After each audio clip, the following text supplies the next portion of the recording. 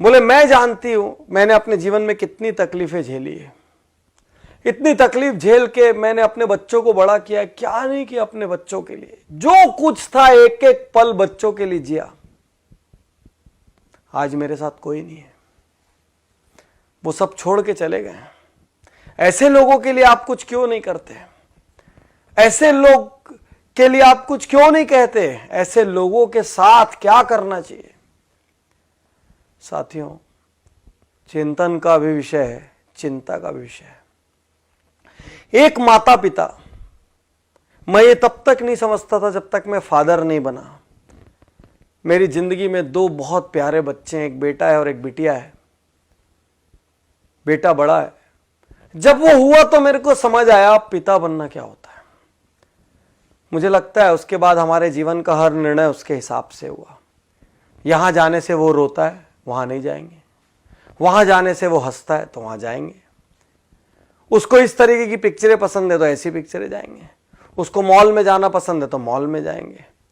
उसके लिए घोड़ा बनेंगे, वो पीठ पे घोड़ा बन के चढ़ेगा, हमारे कपड़ों पे सूसू करेगा, वो बोलेगा मैं ये खाऊंगा तो उसको खिलाएंगे। अपनी कोई जरूरत पूरी हो ना हो, अपनी इच्छाएं अधूरी रह जाए, लेकिन उसकी जो इच्छा हुई वो पूरी करेंगे। और मैं ही नहीं, मुझे लगता है दुनिया का हर माँ बाप अपनी सामर्थ्य में अपने बच्चे की हर इच्छा पूरी करता है। फिर बच्चे ऐसा क्यों करते हैं? एक दिन जब वो बड़े हो जाते हैं तो वो अलग घर बसाने की क्यों सोच लेते हैं? चलिए अलग घर बसा भी लिया, वो डिस्कनेक्ट होने की क्यों सोच लेते हैं? कोई पत्नी अपने पति के कहने पर, कोई पति अपनी पत्नी के कहने पर अपने माँ बाप को क्यों छोड़ देता है, जिसने पैदा किया, इतना बड़ा किया, एक एक दुख उठाया, हर सुख ही उनसे जुड़ा था। सच कहूं तो संतान होने के बाद माता पिता का जीवन ही नहीं रह जाता। संतान हंसता है तो वो हंसते हैं, और संतान रोती है तो वो रोते हैं। फिर बच्चे ऐसा क्यों करते हैं? एक पिता रात को बिस्तर पर लेटे हुए थे। उनका युवा बेटा जो कि कहीं नई नई जॉब पर लगा था, वो अपने टेबल पर काम कर रहा था। अचानक छत में कुछ खड़खड़ाने की आवाज आई। पिता ने उससे कहा, बेटा छत में कुछ आवाज आ रही है, देखो कुछ गलत ना हो जाए। बेटे ने कहा, पिताजी कोई बात नहीं, अब बैठिए, ऐसी बिल्ली बिल्ली होगी। थोड़ी देर बाद फिर आवाज बढ़ी। पिता ने कहा, बेटा आवाज देखो बढ़ गई है, बेटा बहुत चोरियां हो रही है आसपास, थोड़ा सा देख लो। बेटा ने कहा, पिताजी कोई बिल्ली होगी, कोई चूहा हो गया, हवा से कुछ सामान लुढ़क गया होगा, आप सो जाइए। 5 मिनट बाद फिर जोर की आवाज हुई। पिता उठ गए। पिता ने कहा, बेटा देख लेता तो अच्छा होता, कुछ हो ना जाए। और बच्चा जोर से भड़क के कहता है, आपको तो नींद आती नहीं है, आपको क्या है, दिन भर आप सोते रहते हो, आपको कोई काम है नहीं, मुझे तो काम करने दो, अरे जो होगा मैं देख लूंगा, आप चुपचाप सोने क्यों नहीं जाते, इतना परेशान क्यों कर रहे हो? पिता की आंखें गीली हो गई, नम हो गई आंखें। पिता चुप रहे, और कुछ मिनट बाद वो कहते हैं बच्चे से, बेटा तूने बचपन में मुझसे 1000 प्रश्न किए, लाख प्रश्न किए। आसमान नीला क्यों होता है, बारिश कैसे होती है, सूरज कैसे उगता है, चंदा मामा में कौन रहता है, गाड़ी कैसे चलती है, पतंग कैसे उड़ती है। बेटा मैं तेरे हर प्रश्न का जवाब देता रहा, कभी नहीं जानता था तो झूठ मूठ का देता रहा, कभी कहीं से पूछ के देता रहा, कहीं से पता करके देता रहा। बेटा मैं तेरे पर कभी गुस्सा नहीं हुआ कि आसमान नीला क्यों होता है तो तेरे को क्या करना है उससे। बेटा मैंने कभी नहीं कहा, और आज तो मेरी छोटी सी बात से बुरा मान गया। यही तो सच्चाई है दुनिया की। एक संतान के लिए माता पिता अपना हर सुख दांव पे लगा देते हैं, वही संतान बाद में जेनरेशन गैप का नाम दे देती है। वही संतान बाद में कहती है हमारे विचार मेल नहीं खाते। विश्वासघात है ये, गलत है ये। जितना आपकी सामर्थ्य हो उतना आपको करना चाहिए। मैं ये नहीं कहता कि आप श्रवण कुमार बन जाए और कांधे पर उठाकर लेके जाएं, लेकिन जितनी आपकी सामर्थ्य हो उतना आपका दायित्व बनता है। और आपके माता पिता मॉडर्न नहीं है तो संकोच मत करिए। वो मॉडर्न इसलिए नहीं है क्योंकि वो उतने समृद्ध नहीं थे, उनके पास वो लग्जरीज नहीं थी, उनको इंग्लिश बोलना नहीं आता तो शर्म मत करिए, क्योंकि उस समय इंग्लिश मीडियम स्कूल नहीं थे, और थे भी तो उनकी क्षमता नहीं थी। क्षमता होती तो क्यों भला वो हल्के रहते। लेकिन आप ये तो सोचो कि उन्होंने आपके लिए क्या किया। उन्होंने ये तो किया कि आपको इतना सामर्थ्यवान बना दिया। अब आपका क्या दायित्व है, छोड़ के चले जाएं। अब आपका क्या दायित्व है बुढ़ापे में, जब उनको किसी के साथ की सबसे ज़्यादा ज़रूरत है। अरे किसी जॉब की वजह से, असाइनमेंट्स की वजह से पास ना रह पाए तो हर दिन एक फ़ोन तो कर सकते हैं, हर कुछ महीने में मिलने तो आ सकते हैं, सारी व्यवस्थाएं तो जुटा के दे सकते हैं कि किसी किस्म की कोई तकलीफ ना हो जाए।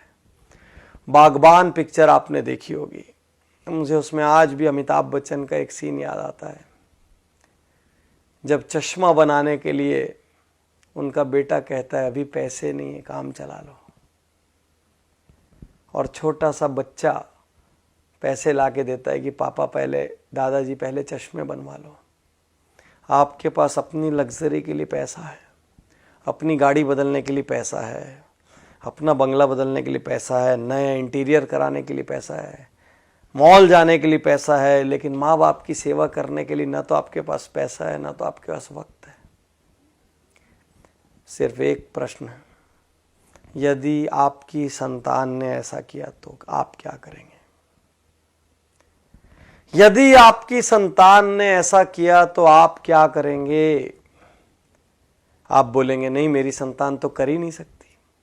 लेकिन आपके माँ बाप ने भी तो ये नहीं सोचा था ना कि आप ऐसा करेंगे, नहीं तो आपको दूध क्यों पिलाते, आपको बड़ा क्यों करते जब एक दिन विश्वासघात लेना था। तो आज आप जो कर रहे हैं ना, वो कल आपके साथ भी हो सकता है।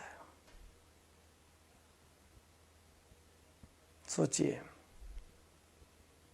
गणेश जी ने माता पिता के 3 चक्कर लगा लिए थे और उसी से उनका दुनिया का सारा चक्कर हो गया था। माता पिता हैं, ये भी भाग्य की बात है। मैं ज़्यादा जानता हूँ, मेरे पिता का निधन जब मैं बहुत छोटा था तब हो गया था, और जब मैं सामर्थ्यवान हुआ तो मेरी माता का निधन हो गया। मैं सहानुभूति के लिए नहीं कह रहा हूँ, मैं दुर्भाग्यशाली मानता हूँ कि आज मैं जहाँ भी हूँ, जिस मुकाम पर भी हूँ, जितना सक्षम भी हूँ, मेरे घर में कोई बड़ा नहीं है वो बांटने के लिए, और वो कमी खलती है हर पल।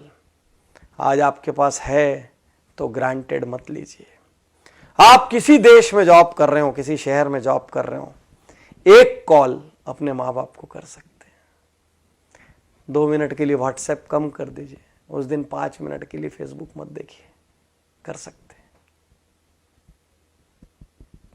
अपनी सैलरी का कुछ हिस्सा बिना किसी स्वार्थ के आप अपने माँ बाप के लिए रिजर्व कर सकते हैं,